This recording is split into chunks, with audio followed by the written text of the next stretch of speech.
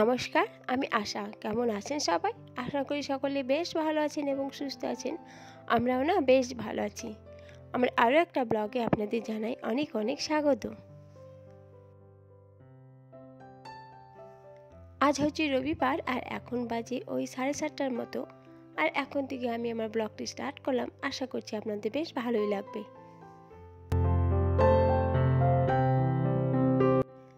আজকে তো রবিবার, আজকে তো ছুটি, ছেলে মেয়ে সকলেরই ছুটি আছে স্কুল। তো সকাল সকাল অতটা উঠিনি, আজকে একটু বেলা করে উঠেছি, ওই 6:30 নাগাদ। তারপর নিজে একটু ফ্রেশ হয়ে নিয়েছি আর নিজের জন্য একটু চা বানিয়ে নিলাম।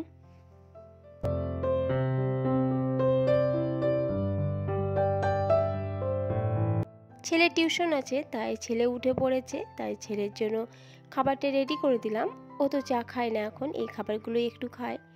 ছোলাটা রাত্রিবেলায় ভেজানো থাকে, তাই অনেকটা সকালে আমি ছোলাটা জলটা ঝরিয়ে রেখে দিয়েছিলাম। আর না হলে কিন্তু ডাইরেক্ট যদি তুলে দেওয়া হয় তাহলে ঠান্ডাটা আরও লেগে যাবে।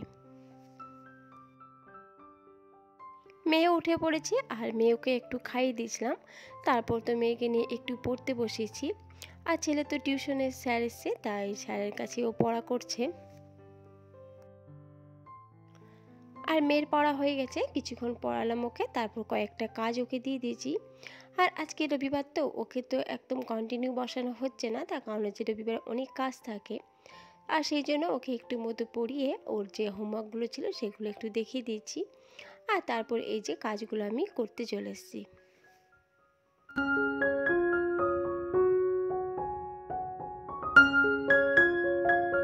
আগামী সোমবার থেকে 5 দিন পর্যন্ত মেয়ের স্কুলে ছুটি আছে।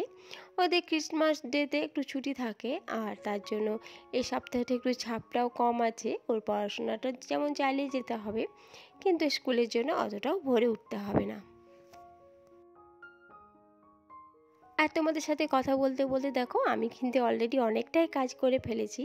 তো বিছানাটাও তুলে দিয়েছি আর এদিকে সোফাটা একটু ভালো করে ঝেড়ে নিয়েছি। আসলে আজ রবিবার তো আমি এগুলো টুকটাক অনেক বাড়তি কাজ থাকে যেগুলো করে থাকি, এবং আমি এগুলো নিজের হাতেই করি, কারণ আমাকে অন্য কাউকে দিয়ে এই কাজগুলো করাতে ভালো লাগে না। আর বেশিরভাগ জিনিসই থাকে কাছে, যেগুলো আমি সাহস করে কিন্তু অন্য কাউকে সত্যি কথাও দিতেও পারি না। আসলে বাড়ির প্রত্যেকটা জিনিসই, ছোট থেকে বড় যে জিনিসই হোক না কেন, সবটাই কিন্তু নিজের শখের জিনিস, এবং শখবশত হয়তো কখনো না কখনো সেটা কিনেছি।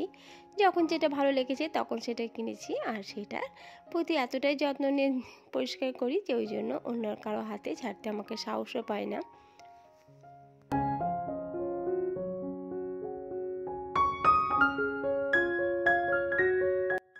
এখন তো শীতকাল, আর শীতকালে তো সময়ের সাথে পেরে ওঠা খুব মুশকিল। তো ভাবলাম যে আজকে তো এত তাড়াতাড়ির মধ্যে এত কিছু কাজ করতে পারবো না, তারপর আবার রান্না আছে, আর এগুলো করে রান্না করতে অনেকটাই দেরি হয়ে যাবে। তাই মেয়ের পড়াটাই আমি একটু কমিয়ে দিলাম, ওকে কাজ দিয়ে চলে আসলাম, আর বাকি যে ডাস্টিংগুলো আছে সেগুলো কিন্তু সেরে নিচ্ছি।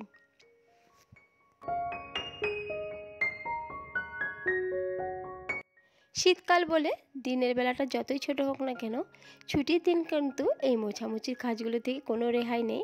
যতই আমার সময় পেরিয়ে যাক না কেন, কিন্তু এই কাজগুলো যদি আমি ছুটির দিন না করি তাহলে কিন্তু মনের ভিতরে একটা খুঁতখুঁত ভাব ওঠে। তো তার জন্যই আমি কিন্তু এই কাজগুলো তাড়াহুড়ো করে সেরে নিচ্ছি। তো সব রুমের ড্রেসিং টেবিলগুলো একটু ভালো করে মুছে নিচ্ছি। আর এই যে ছোটো রুমটা আছে, এই ড্রেসিং টেবিলটা ভালো করে একটু কলিন দিয়ে পরিষ্কার করে নিচ্ছি।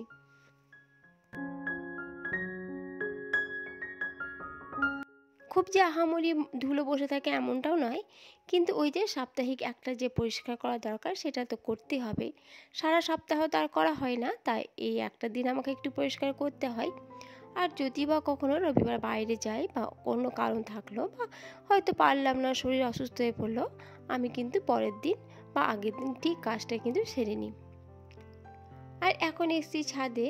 তো ছাদে সমস্ত কাঁচা ধোয়া সকালেই বোন করে দিয়ে চলে গেছে। আর এই যে মেয়ের একটা সাদা ড্রেস, যেটা গতকাল স্কুলের প্রোগ্রামে পরে গেছিলো, তো সেটা আমি ওর কাপড়ের সাথে আর মিশিয়ে দিইনি, কারণ হয়তো রং উঠে লেগে যেতে পারে বা অন্য কিছু হতে পারে, নতুন জিনিস তো। তাই আমি শ্যাম্পু দিয়ে একটু ভালো করে ধুয়ে দিলাম। ময়লা বলতে সেরকম কিছু নেই, একদিনে তো মাত্র পড়েছে, কিন্তু পড়া জিনিস তো আর ভরা যায় না, একটু জল কাজ করেও ভরে দিতে হয়। তো আমি একটু শ্যাম্পু দিয়ে ওটা হালকাভাবে ওয়াশ করে মেলে দিলাম। আর এইদিকে দেখো আমি চলে এসেছি আমার রান্নাঘরে। তার আগে ব্রেকফাস্টটাও করে নিয়েছিলাম। আজকে যেহেতু টুকিটাকি ওই যে ডাস্টিংগুলো ছিল করেছি, তাই বাড়িতে কোনো ব্রেকফাস্ট বানাইনি। হাজব্যান্ডকে বলেছিলাম বাজার যখন যাচ্ছ তখন একটু চপ বা ঘুগনি নিয়ে আসো।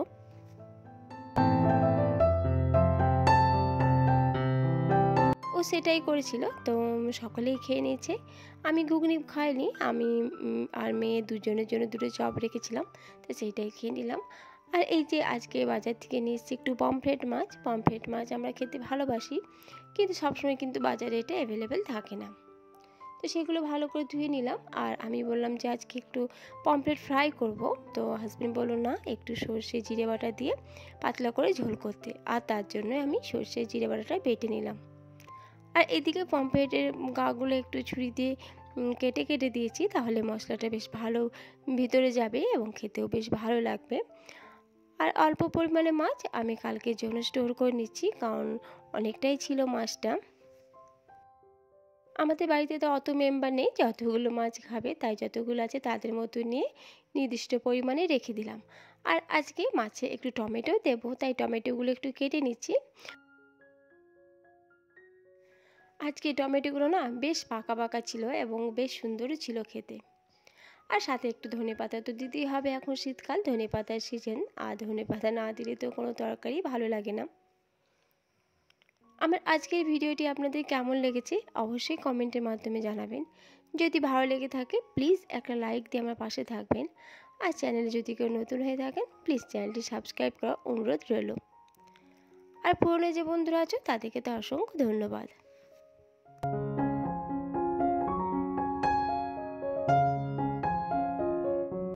তো মাছে মশলার মধ্যে একটু পেঁয়াজ বাটা প্রথমে ভালো করে কষিয়ে নিয়েছিলাম, তারপর টমেটোগুলো ভালো করে কষিয়ে নিয়ে তারপর এই যে জিরে এবং সর্ষে বাটা সেটা দিয়ে দিলাম। আর তার সাথে যে গুঁড়ো মশলাগুলো থাকে হলুদ ধনে জিরে গুঁড়ো সেটাও দিয়ে ভালো করে কষিয়ে নিয়েছি। আর এখন ভালো করে স্বাদ মতো একটু চিনি এবং স্বাদ মতো লবণ দিয়ে একটু ঝোল বানিয়ে নিলাম। আর তার মধ্যে এই যে মাছগুলো দিয়ে দিচ্ছি। খুব সহজভাবেই রান্নাটা হয় এবং খেতে কিন্তু বেশ ভালো লাগে। আর আমি খুব হালকার মধ্যেই প্রত্যেকটা রান্না করি, এমন নেই যে খুব রিচ রান্না করি বা কিছু, আর তার মধ্যে কিন্তু খেতে একটা খারাপ লাগে না। তো মাছটা হয়ে গেছে আমার। আর আজকে একটু বানাবো বাঁধাকপিটা অর্ধেক ছিল আর অর্ধেক দুদিন আগেই খেয়েছি।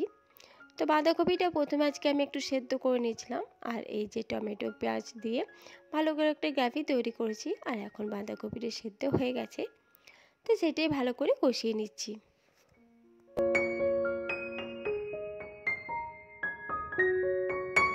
আর বাঁধাকপিটা নামানোর আগে স্বাদ অনুসারে একটু চিনি এবং একটু লবণ দিয়ে দিচ্ছিলাম, তাতে করে কিন্তু খেতে বেশ ভালো লাগে। আমি বেশিরভাগ তরকারিতে কিন্তু লবণটা যেমন দিই তাতে কিন্তু পরিমাণ বুঝে একটু চিনিও দিই, তাতে কিন্তু বেশ ভালো লাগে। বিশেষ করে যেগুলো টমেটো দেওয়া থাকে বা টমেটো জাতীয় কোনো তরকারি করি তখন তো চিনি অবশ্যই দিই।